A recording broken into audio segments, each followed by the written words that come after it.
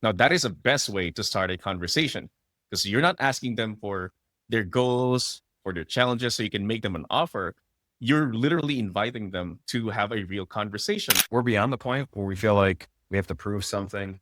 We just don't believe in fakeness. We want you to be human. People are actually responding to our reheating efforts when we leave meaningful comment. Can I bring somebody in who's got, just a baseline of experience? What kind of experience am I looking for? What do I have to look for in the person that I'm hiring?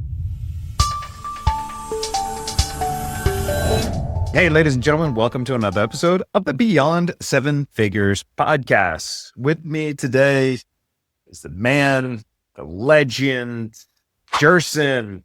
Jerson manages our entire outbound department. We've been working together for many, many years. He sent millions of emails at this point. He took this department from infancy into one of the top producing avenues for leads and sales in our business. Extraordinary gentleman. He's come a long way. I got to say, in a really kind of corny way, I'm really proud of him because he really has come a long, long, long way. And I think it's important to recognize how far Jerson's come. We just had a workshop and we had our leads on the workshop. So I want you to think about this. We had our leads on the workshop. 95% of them were all clapping for Jerson because the experience that they had in dealing with Jerson getting up to that point. It's a really magical experience to see that. And so, I do want to recognize him for who he is. I want to recognize everything that we've done together. I think that's really important before we get things going because we wouldn't be, nearly where we are today if it wasn't for his contribution. So thank you, Jerson. I guess, first of all, before anything else, you're out in the Philippines right now and you've had some pretty crazy weather. You had a cyclone that passed through, followed by an earthquake that happened right after. You're fine. Everybody's good. The whole deal. No issues. No issues. Just, I feel blessed to be safe from all the natural disasters that have visited us the past couple of weeks. But yeah. I mean, and super, right super before the grateful. cyclone, you were telling me, oh yeah, outside my window, there's a volcano that's about to erupt and there's smoke and lava and all this other fun stuff. Yeah. My gosh, man. Every day is a new day. So true. So, Jerson, how long have we been working together now? Almost 5 years now. It has, we talk about lots changed, right? Oh yeah. Walk us through that journey in terms of what have you noticed since sort of that very beginning and how have you seen things change? And talk about it in terms of outbound. Have you noticed outbound that has changed? What's worked, what hasn't worked? And I'm also kind of curious, what's different with the buyers? The buyers today as versus where they were maybe 5 years ago. What have you noticed? Wow, that is a loaded question. So let me start by saying this, Charles. The buyers have changed in terms of their behavior. We can see that buyers today are actually more discerning than they were, a few years ago. They've become diligent researchers. And before making a buying decision, they have to watch hours of videos, look into different sources of information before they even come up with, that buying decision. So a lot of the behaviors of buyers have changed over the years. One thing that we're also seeing is how the old playbook in terms of outbound, and speaking more of the playbook that we were using on sell by chat, that playbook has changed completely. And to just give an illustration, in the old playbook, the way we used to do things, right? When we're chatting with people or chatting with prospects, let's say, for example, on LinkedIn, we're trying to, if you're using the old playbook, the goal, the main goal, I could even define it in 4 stages. We once called it a rapport stage where we just ask the usual questions to start to build that relationship, right? We build rapport. And then we navigate the conversation to where we ask for their goals, right? And then once they share their goals, we're going to ask the questions of, so what's stopping you from reaching your goal? Now we have the goal, we have the challenge, we have the perfect recipe for a pitch. And then we pitch them on that chat thread. So that old playbook has stopped working. Everyone has recognized the pattern. Every stranger that you're speaking to is aware that eventually you're going to get the conversation to what I want to achieve, what's stopping me from achieving them, and how you can help me achieve those goals. That And has that not worked really worked. well back in the day. For a long 100%. time, that works really well. 100%. So that playbook has changed. And the major shift, and it has impacted a lot of the things that we're trying to do when we started out this new test for the playbook that we have put together for the strategy. So instead of building rapport, getting the goals, the challenges, and then pitching them, and the follow-up even looks like, hey, what do you think about my offer? Are you ready to make that decision now? It's so salesy, and you really sound like you're trying to push an agenda with a complete stranger. So Yeah. that old playbook for outbound has stopped working. We made the tweaks and the optimizations. Now, instead of going through that process, our goal right now for Sell by Chat is really to just start conversations. Simple goal, just get a conversation going, whatever that conversation looks like. And it goes hand in hand with the workshop that you kind of alluded to at the start of this call, where we talked about inviting people to contribute to a report. Now, that is the best way to start a conversation, because you're not asking them for their goals, for their challenges, so you can make them an offer. You're literally inviting them to have a real conversation. And one of the topics that a lot of people are willing to contribute to is the economy.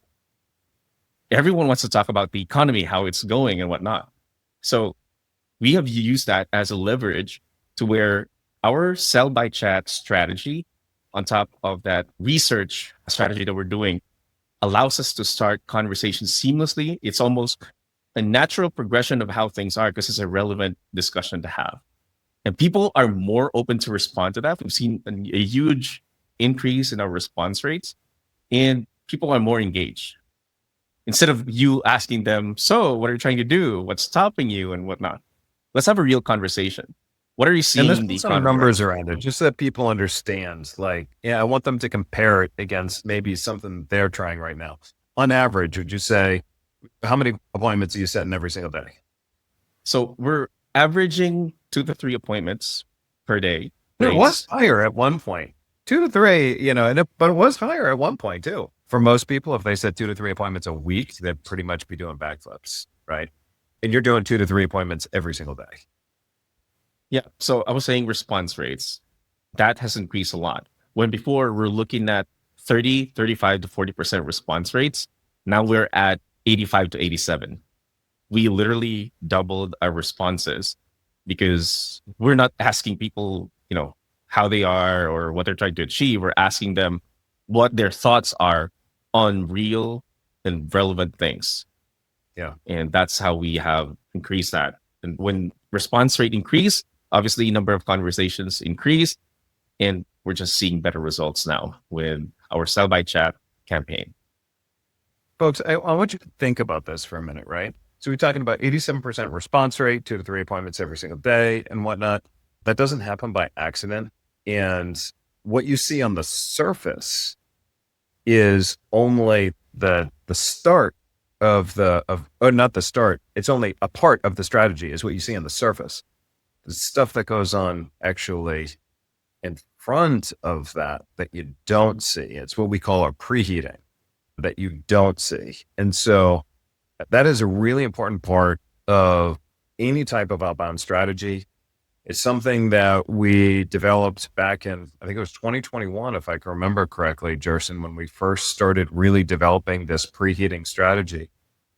And it created a world of difference. Here's the funny thing. People often, they come to us, they think they're looking for growth hacks. They're looking for, automated funnels. They're looking for all this other stuff. It reminds me of something my uncle told me many years ago. He said, if you want to know a competitive advantage, do the hard stuff that nobody else wants to do. And you're going to find an automatic competitive advantage. And it always has me kind of going in the back of my mind, like, what's the hard stuff? And when it came to outbound, I'm thinking, like, what is the hard stuff that nobody wants to do? As we started looking at the strategies and we started asking, how do we increase response rate and so forth, we started coming up with this idea of preheating prospects, because a cold prospect doesn't buy. You never really want to try to pitch a cold prospect yours. And so preheating means by the time they actually get on the phone with Jerson, they feel like they're friends. The conversation is totally different. If you get on the phone with a cold prospect, you're going to get them on the phone. They're going to be like, all right, let's make this quick. They're very hesitant. They're very resistant when they get on the phone with Jerson. True or false, Jerson? They feel like friends? 100%. Yeah. So this preheating concept, let's go into it for our listeners. When we talk about preheating, and to the best of my knowledge, and please correct me if I'm wrong, as far as I'm concerned, we're the first people to really have developed it or really been talking about preheating. We got a lot in our lab that we tend to put out. I'll be honest, most of the stuff fails that we test, right? But that's why we don't bring it live, because it fails. But we test all this stuff all the time because we're the guinea pigs first. The preheating stuff was awesome. Let's talk about that, Jerson. What's the preheating? One efficient way to do preheating is to stay in front of everybody. And we accomplish that through ad roll, basically using retargeting ads so that prospects get familiar with our brand, our company. They see us. And the whole purpose of preheating, the ultimate goal is for prospects to actually see us everywhere. They see us on their emails, they see us on their LinkedIn, they see us on their socials. That's what preheating, or that's the ultimate goal of preheating. And we do that through a little bit of retargeting, but most of our preheating activities is done on social media. So I'm going to take LinkedIn as an example, where we look for the profiles of these prospects, and then every time I view the profile, that already triggers a notification that someone viewed them. So then now they're trying to associate, right? This guy is from Predictable Profits, and I'm seeing Predictable Profits logo everywhere. Now here's this guy checking me out, and then there's this guy following me on LinkedIn, and now he's starting to comment on my post. I see likes, I see meaningful comments, and it's just that familiarity that you develop over time before even having a conversation. So that's social media preheating that we've been doing for years now. And it is an efficient way to facilitate know, like, and trust. And one of the things that we were seeing, Charles, is that when we're doing preheating now, most people think that a conversation begins with a DM or with that connection request with a personalized note. Now we're starting conversations on the comment section. People are actually responding to our preheating efforts when we leave meaningful comment. And a meaningful comment that we have even taken to the next level, where we are able to use technology, or AI specifically, so that we can tie the post, whatever that subject was on the post, into one of our pillars, the pillars of our operating system. So we're literally spreading the Predictable Profits love language on people's comment sections. And people are responding and engaging with it. That's what we've been doing just the last few months. 100%. And part of that, and we believe that we want to be transparent. We're transparent with our listeners. We're transparent with our clients. We're beyond the point where we feel like we have to prove something. We just don't believe in fakeness. We want you to be human. We want to tell you what we've worked. We want to tell you when we have mud in our face and when things have failed, and so forth. So we like to tell people, what's worked. And what Jerson's telling is like one easy way of preheating. And this is an easy way to scale too, which is important. For Jerson to do the preheating activity and fully understand everything in the 15 years of IP that we've developed would be really, really tough. So this is a little bit more advanced, but what we did is we built a bot, and it trains on over 10 million characters of all of our IP, built the bot around sounding human, mimicking that of my voice, and then allowing Jerson, he turns around and he'll post the comment or post the post inside of LinkedIn. It will spit out 3 options that sounds like me, that are based on that IP, and he'll be able to use that. And a lot of times too, he'll take that, and that will take like 90% of the workload off of him, but then he'll adjust it slightly to just make it, more what he feels is right. But, it just allows him that ability to be able to preheat at scale, and also to be able to preheat and tie that into, as he talks about, the predictable profits love language. And, that's really cool. We have to think about terms of scale here. And many times we see people that have tried to hire other outbound folks, whether they've tried to hire outbound folks internally, other times they may have tried to hire outbound folks in the Philippines and so forth, or maybe Latin America. And then they come back and they go, it doesn't work. And so, Jerson, I know you've actually helped in training several of these folks as well. What advice do you have for people that are saying, okay, I really want to get this outbound working and I want to crush it with outbound, but I'm having a really tough time getting the people that I've hired to make it work. If you were to give them any advice, if you were to show them what needs to happen to make it work, what is it? And here's some of the conversations, by the way, that they might be thinking is, do I need to hire somebody who's got decades of experience like you, Jerson? Is that what needs to happen? Can I bring somebody in who's got, just a baseline of experience? What kind of experience am I looking for? What do I have to look for in the person that I'm hiring? How do I have to set them up for success? What are the metrics should I be tracking? What are the expectations? What are the activities that I should be expecting? I just dumped a whole bunch on it. But let's address that. Wow. Yeah, 100%. I think that's a great question to ask. And Charlie, I will say though that if someone is looking to hire, right, and someone's looking to onboard talent to do the whole outbound activities, which we understand, takes a lot of time. If you don't have, here's the advice. If you don't have a playbook or a system in place for outbound, don't even think of hiring. Don't. Because that's where most people fail. You think you're going to hire someone, it's going to solve all the outbound logistics and challenges along the way. It doesn't. Get the system in place first. Use a playbook and test it out. Make sure that it's working. And that's exactly what we did, Charles. When we started together, I came in. I've had some experience in the space. I've had some experience with, setting appointments and whatnot. But what really got us to where we are today is the systems that we have in place. So get a playbook going, make sure that it's, a well-oiled machine that's humming, then hire someone. I think that's the best advice that I could give, because you can hire the best talent in the world, but without, a system in place, I don't think the investment is going to be worth it. And it's not even just the playbook, because the playbook helps. But you and Joe are you tag team regularly, right? Because one of the values here, predictable profits, is that nothing is ever really built in a silo, right? Together we're better is what we say. And so, nobody's ever alone. Nobody's alone in their island. And so even, Jerson, while he does connect with everybody on the team, you work very closely with Joe and you guys connect every single week. And so how important is it for a manager to come in and being able to support their outbound person? It's really, really important. It's critical. Joe does a very fantastic job in keeping me in line with my targets. So we're big on KPIs because I think we're by getting clarity on that, I would know exactly what I need to do or what needs to happen in a day for me to achieve my goals.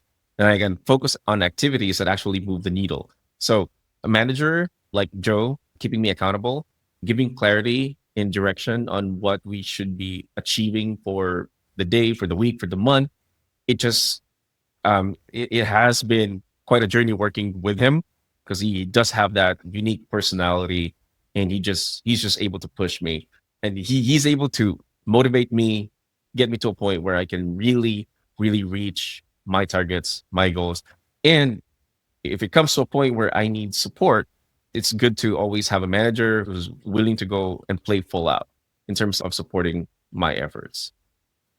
Yeah, you're right. The thing is, any effort, and even the efforts that I do. So even though I I am CEO of the company, right?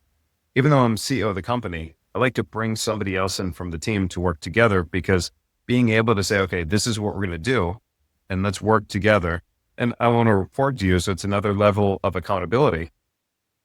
It's able to be you can drive more of that consistency and that results. It keeps you focused. I've seen this over and over again where somebody hires somebody on the team and they hire somebody in outbound marketing and they're like, hey, Jerson, go ahead and go do this. And then they let them go. And then they go, how come we are not getting appointments? And they don't communicate with them, and weeks go by and so forth. And they really don't communicate with them.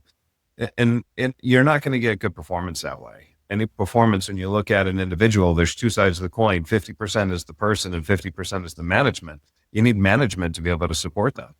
And, as great as Jerson is, one of the areas where I fell short at some point is I was doing so many things with the company that I fell in the same trap as everybody else. I kind of let you run your own thing. You'd shoot me an email every day to kind of let me know what you were doing. But then, there were periods where there were weeks went by that we never really connected over the phone.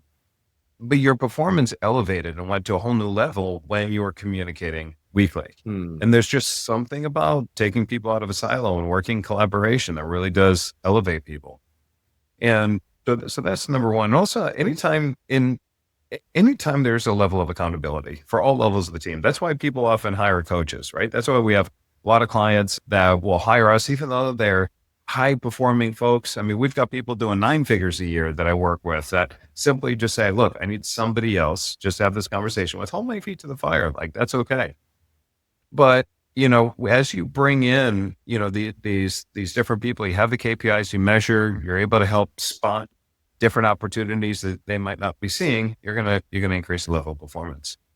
But we have to make sure that things are realistic. And one of the things that hire outbound marketers is they don't know, like, well, what's the activities? Like, what's a reasonable activity?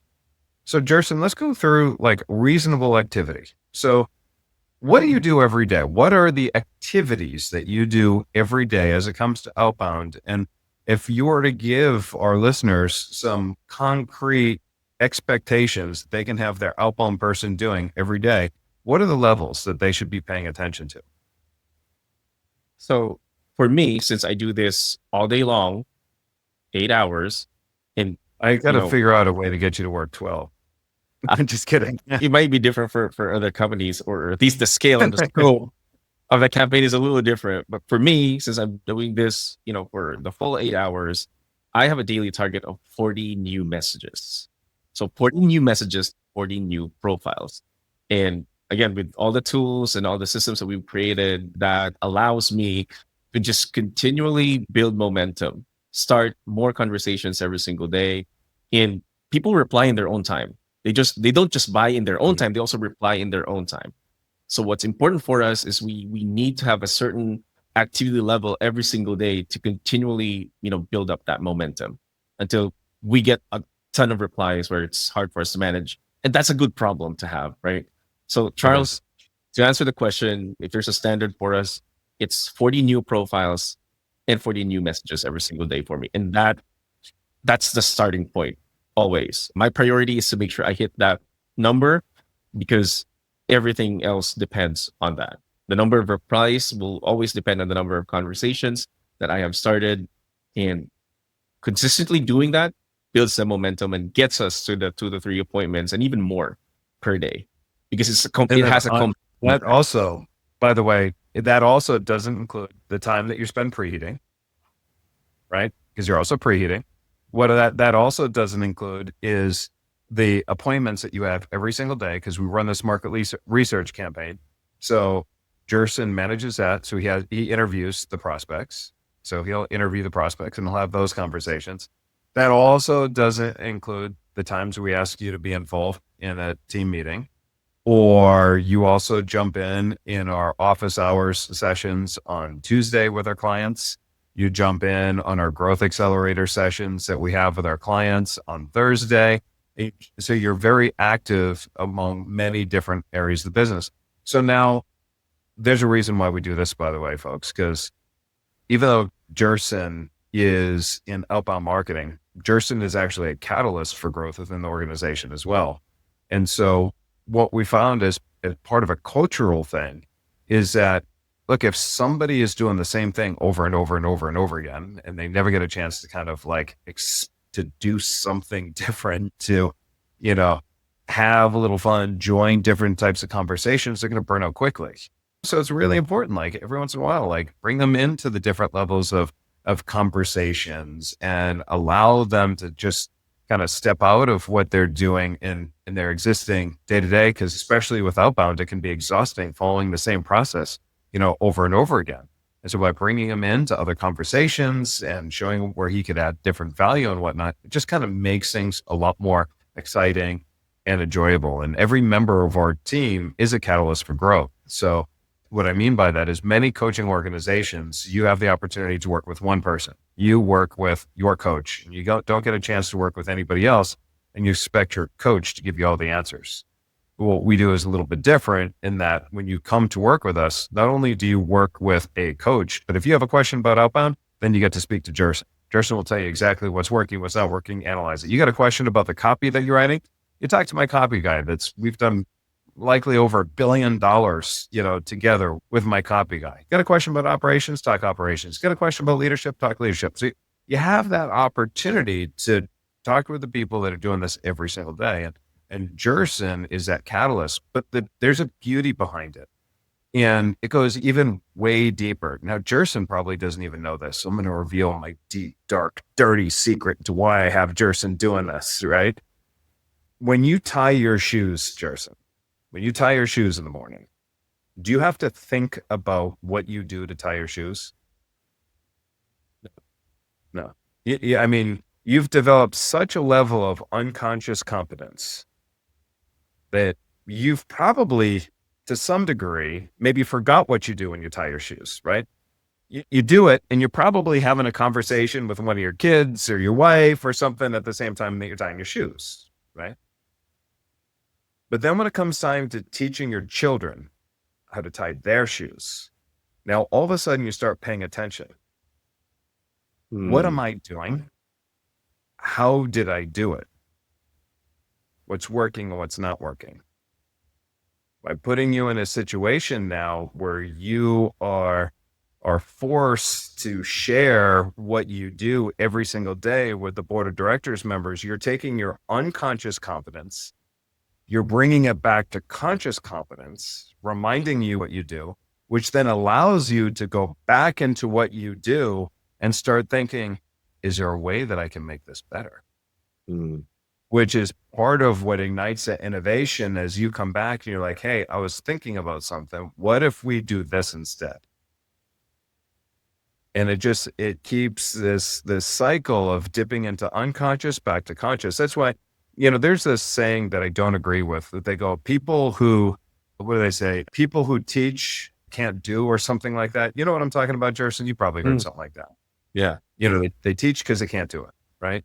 Something along those lines. And I've definitely seen that true, especially in academia, where you get a lot of people that teach you how to do something because they just couldn't actually do it themselves. But there's a different level of mastery. You look at in jujitsu. So when I trained in jujitsu, I trained for 7, 8, 9 years, something along those lines.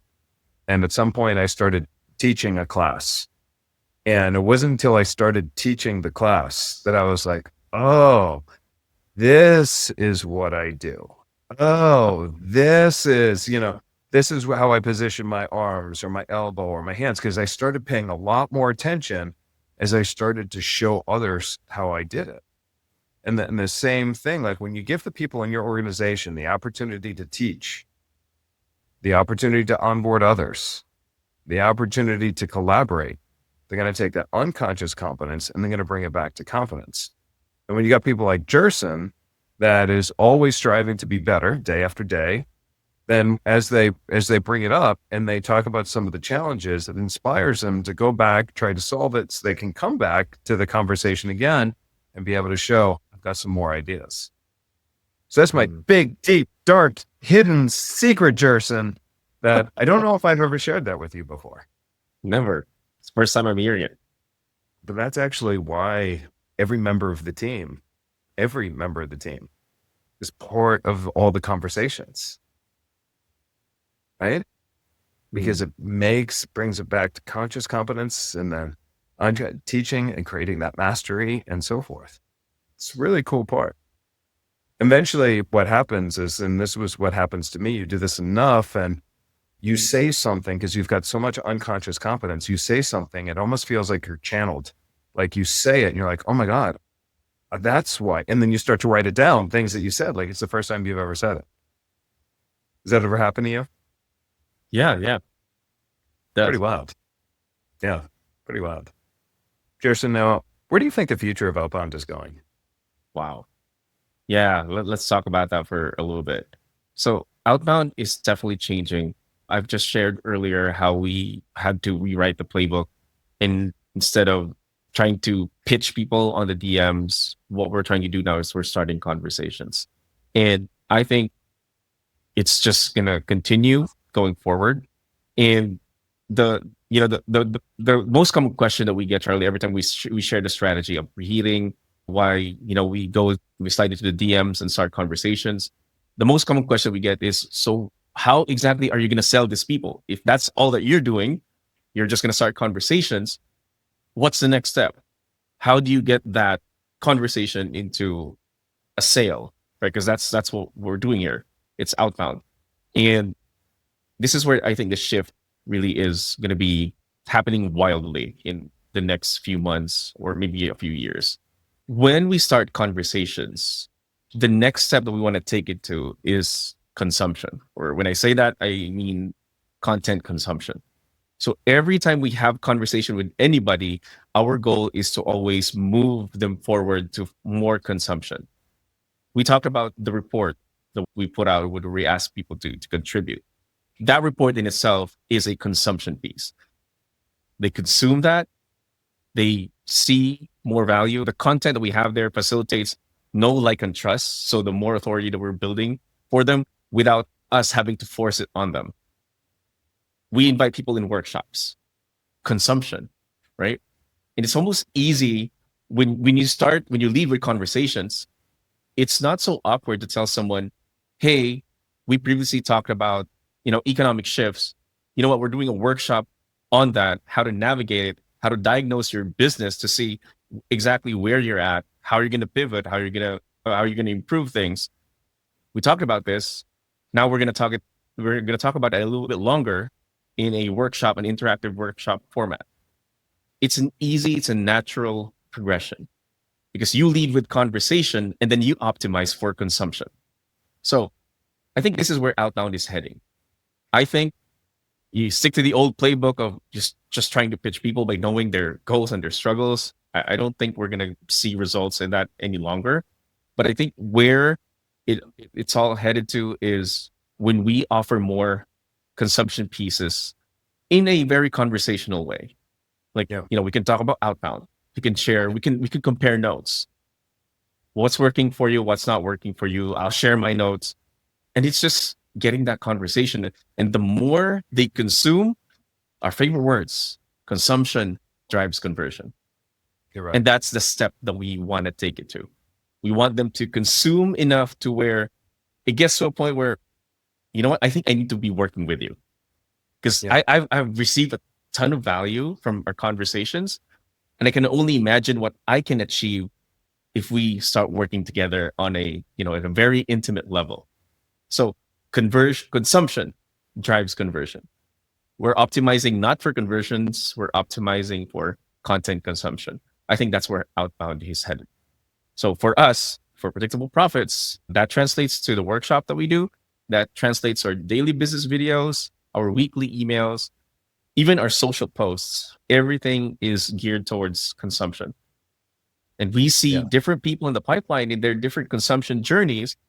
And at some point, a prospect for us could take up to 365 days of consumption before finally deciding, hey, now I'm ready to work with you. And it could be that. Some take faster, some take longer. The important thing is they're all consuming. And that's what outbound is for us right now. Love that, man. Love that. It'll be interesting too, the future of outbound and where that is on the platform side, because at one point it was emails were, that was getting the greatest response. It was kind of LinkedIn. I think you went back to emails for a little bit. Then there was LinkedIn. I don't know if you ever did the cold calling. I know we had somebody else on the team. Jolie that was doing cold calling for us at one point, and that actually worked out really well until it didn't work really well. But I mean, so there's so many different things that you could do, but it is also important to understand that if your outbound's not working, it's not the category. Outbound is a category. It's a category comprised of dozens of different strategies. If your outbound's not working, it's just that your strategy is not working. But outbound does work. It's just a matter of adapting and evolving that strategy. And there's an incredible amount of opportunities in outbound right now. What excites us so much is, 2 to 5 appointments every single day per prospect. That's so exciting. That is so exciting. So exciting. Jerson, this is the Beyond Seven Figures podcast. What would you say is your biggest, best tip for our listeners? And you can go anywhere. Doesn't even have to be outbound if you don't want. Based on everything that you've seen, all the clients that you've worked with, what would you say is the biggest, best tip for our listeners and what it takes to go beyond 7 figures? The best tip that I can give right now, Charles, based on what I'm seeing, is to just have more conversations. Have more conversations. That's just really it. Right. I would agree. Who knows? Maybe we end up writing this new book about the conversation economy. Somebody might do that after listening to this. There's an idea. There you go. Right? There's an idea. All right. Hey, ladies and gentlemen, that wraps up today's episode of the Beyond 7 Figures podcast. As I said when I started today's session, I'm just really proud of Jerson. He has come a long, long, long way. He's such an extraordinary member of the team. He's got one of the biggest hearts, if not the biggest heart on the team. Great gentleman. He's had an incredible impact on our clients. And, I get in these moments where I just get overwhelmed with gratitude when I look back at how far we've come, when I get these testimonials and these success stories that come in nonstop from our clients, even our prospects, like earlier today, when 95% of everybody in the room was clapping because of the relationship that they had with their outbound marketer. Think about that. 95% of the room was clapping because of the relationship they had with their outbound marketing experience. Would you have anybody clapping for your outbound marketer right now? If the answer is no, it comes down to what Jerson just said. Have conversations, but not just any conversations, authentic conversations. Caring is a competitive advantage, folks. If you can have authentic conversations and really be there to serve, you see the impact that you're going to have on others, and them just naturally wanting to do business with you is going to be big. So look, for more tips, strategies, and information on how to grow your business faster, more predictably, and then less dependent on you, check us out over at predictableprofits.com. Again, that's predictableprofits.com. And who knows, maybe one of the conversations you have when you reach out to us might be with Jerson, the man himself. All right, folks, this is Charles Gadet with my friend and teammate, Jerson M., however you pronounce your last name. And I will see you in another episode.